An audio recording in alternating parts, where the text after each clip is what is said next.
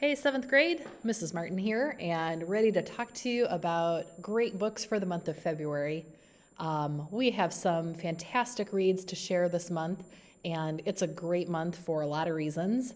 Lots to celebrate with Black History Month and I Love to Read Month, which of course is near and dear here in the library. But also the fact that we're welcoming so many of you back to the building is exciting, and I'm really thrilled to be thinking about seeing you back down here in our space and checking out books and, actually picking them up off the shelves and doing all of that, not having to just use that curbside checkout as we've been doing the last few months with distance learning. So I hope that you're going to be down here in the library finding some good books to read really soon. And I'm here to help and give some recommendations as you are ready to find something new to read. Before we get into our book talk today, I am thinking ahead to the month of March as well, because actually we're running out of days here in February with it being a short month.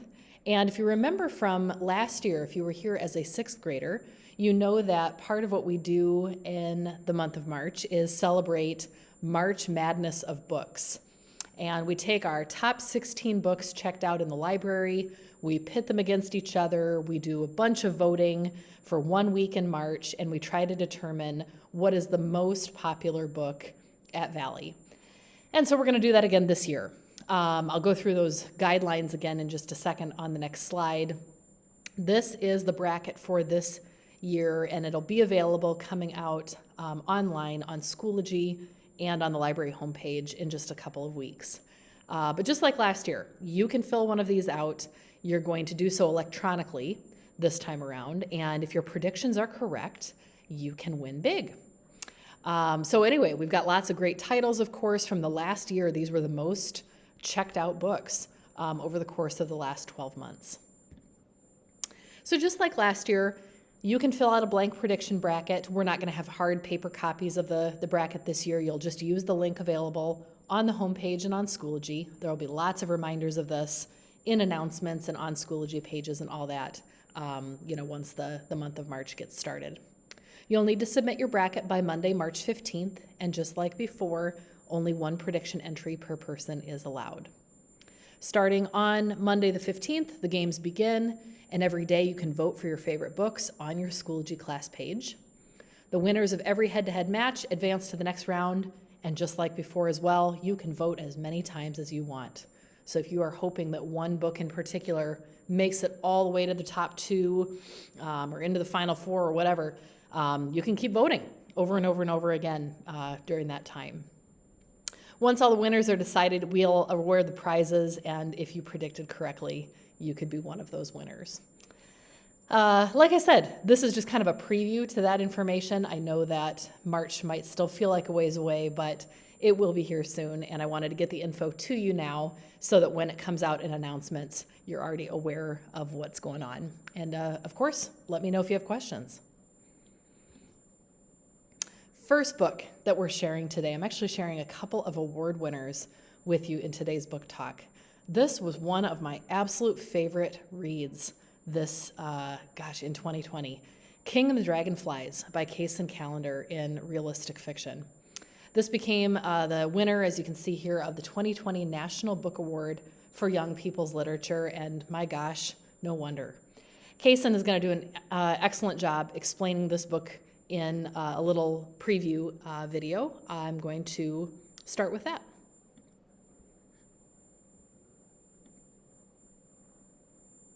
Hi everyone, my name is Kaysen Callender, and I'm the author of the upcoming middle grade King and the Dragonflies. King and the Dragonflies is about 12-year-old Kingston James, who believes that his brother Khalid has turned into a dragonfly after he tragically passed away. King and his parents are devastated by grief. And to make matters worse, before he died, Khalid told King to end his friendship with his best friend, Sandy Sanders, when he overheard Sandy telling King that he's gay. But when Sandy goes missing, sparking a town-wide search, King finds Sandy hiding in his backyard, and the two decide to run away and hide from Sandy's abusive father and build their own private paradise down by the bayou. As the novel progresses, King struggles with his identity as a gay Black boy in the South. There's a real fear of having to face both racism and homophobia. King and the Dragonflies is about many things, including questioning identity, transformation through grief, and the resilient love of family and friendship.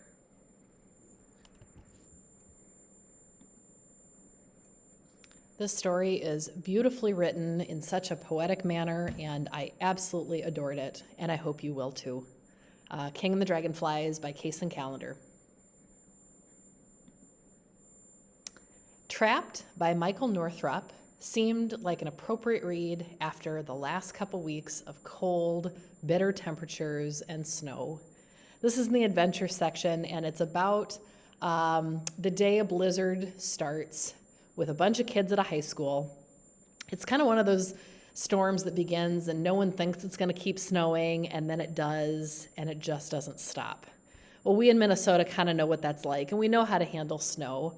But in this case, our main characters, Scotty and his friends Pete and Jason, are among the last 7 kids to be picked up at school. And as the snow's piling up and the roads are getting really impassable, it becomes evident there is no one coming for them because there's no way for anybody to get to the school any longer. The kids end up stuck at their school, and at first it's kind of exciting, right? They're there with a couple of girls that they think are kind of great, and it's kind of neat, right? They've got the whole school to themselves. Things don't seem all that desperate because they've got heat, they've got electricity, they've got some food, and then slowly things start to get a little crazy. What would it be like to be stuck at your school, not just for a couple of hours, but a couple of days that turn into more than just that? Without power, without heat, people get desperate, and that's this story.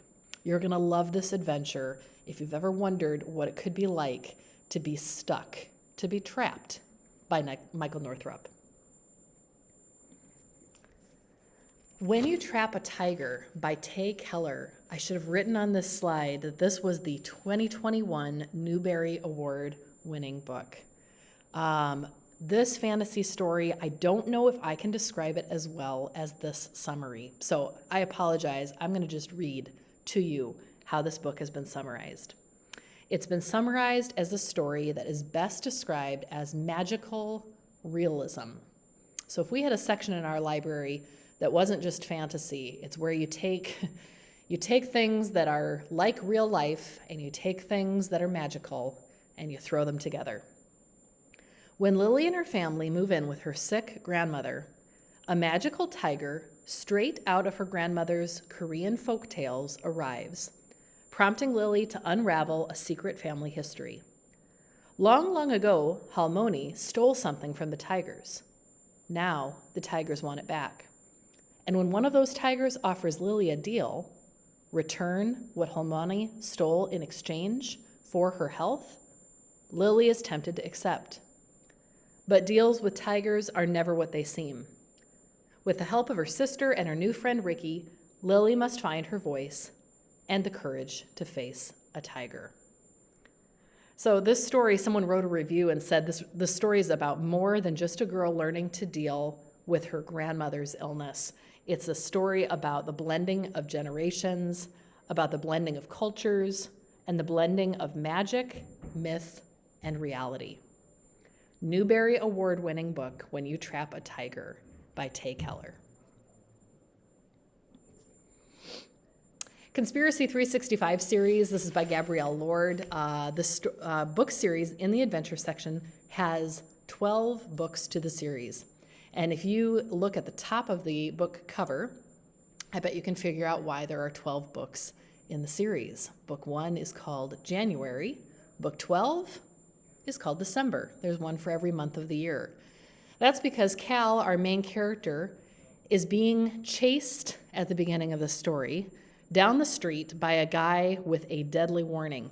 He's telling him, Cal, they killed your dad and they are going to kill you too unless you solve the mystery.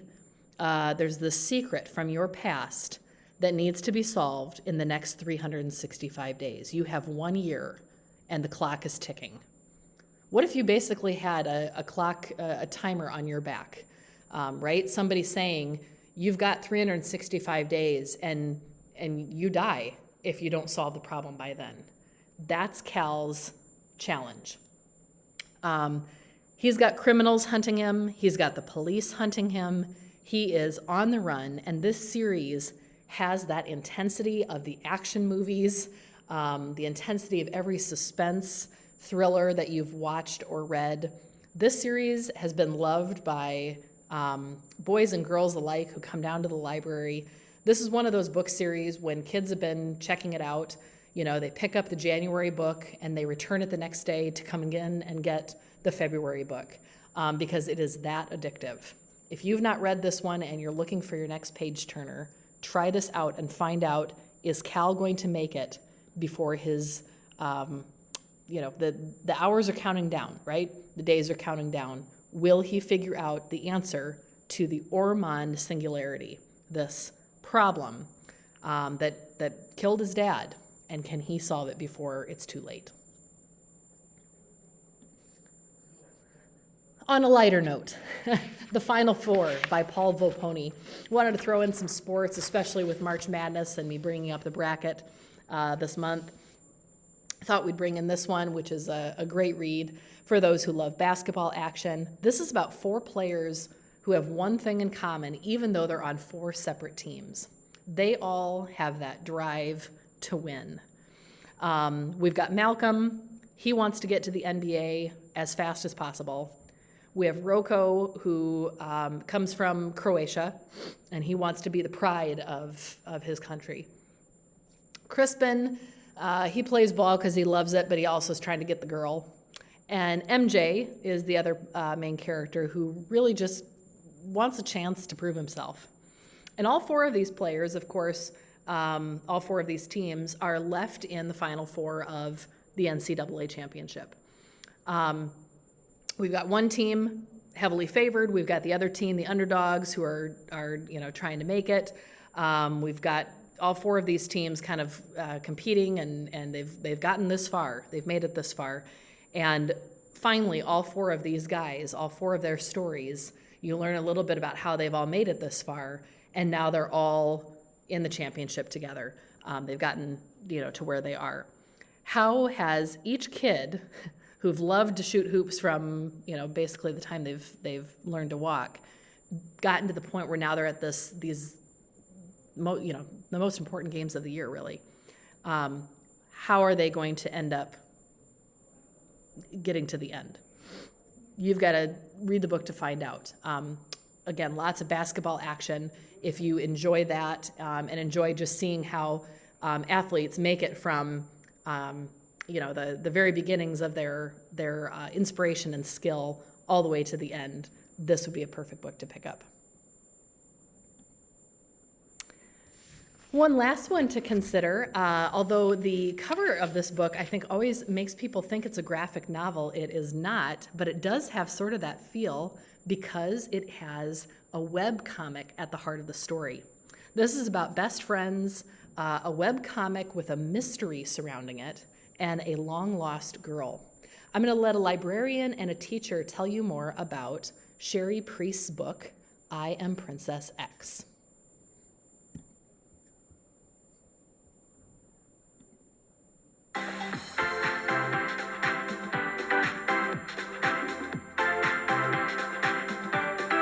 If you're a fan of mysteries and secrets, this next book is for you. I Am Princess X is one of my favorite books I read this year, maybe my number 1. And I want to give credit to Amazon because I'm going to read a little blurb that I stole from them. So, once upon a time, 2 best friends created a princess together. Libby drew the pictures, May wrote the tales, and their heroine, Princess X, slayed all the dragons and scaled all the mountains their imaginations could conjure. Once upon a few years later, Libby was in the car with her mom driving across the Ballard Bridge on a rainy night. When the car went over the side, Libby passed away, and Princess X died with her.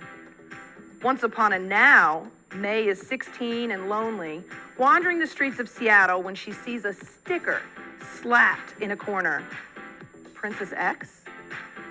You see, Princess X was this character created by these 2 girls, and no other princess has blue hair, wields a giant sword, wearing red Chuck tees. This is Princess X. And so when she sees this sticker, she begins to think that her friend may indeed be alive. This is a cyber thriller. It is part text, part graphic. Awesome book. So would you say that it's fair to assume that you're going to be sitting on your edge of your seat the whole time you read this one? Definitely.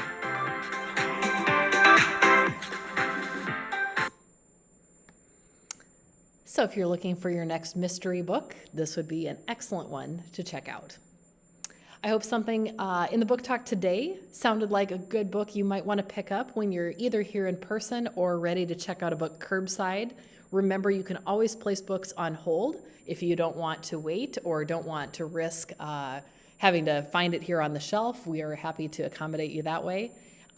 If I can help you find something else, of course, reach out as well, either on Schoology or when you stop down in person with your class or on your own. In the meantime, happy reading, and I look forward to seeing many of you really soon.